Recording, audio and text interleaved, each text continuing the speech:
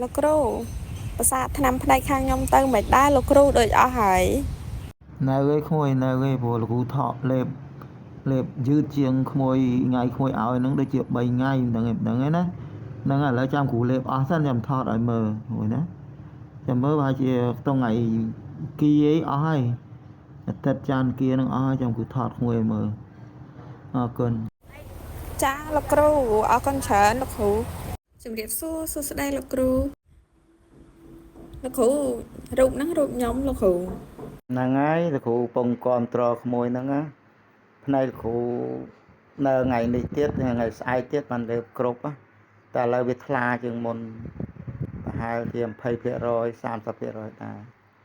អត់អីទេចាំលោកគ្រូលេបអស់ចាំលោកគ្រូកំងក្មួយមកឈុតទៀតហ្នឹងហើយឃើញថាវាត្រូវដែរប៉ុន្តែវាត្រូវក្នុងភាពយឺតណា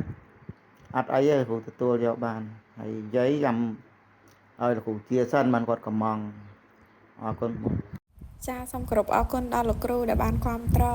ផលិតផលនឹងប្រើបានផលលោកគ្រូគាត់ថាអ្នកខ្លះគាត់បានផលរឿងយឺតអ្នកខ្លះទៅក៏គាត់បានផលលឿនវាអាស្រ័យលើអាយុផងហើយនឹងសុខភាពតខ្លួនអ្នកខ្លះគាត់រូបកាយតែមួយឈឺជំងឺ3 4មុខតែឯងអញ្ចឹងណាអ្នកខ្លះគាត់មានបញ្ហាតិចតួចទេនៅក្នុងខ្លួនគាត់អត់សូវមានជំងឺរួមរិតច្រើនអញ្ចឹងគាត់ប្រើប្រាស់ទៅក៏ឃើញផលល្អប្រសើរបានច្រើនអញ្ចឹងណា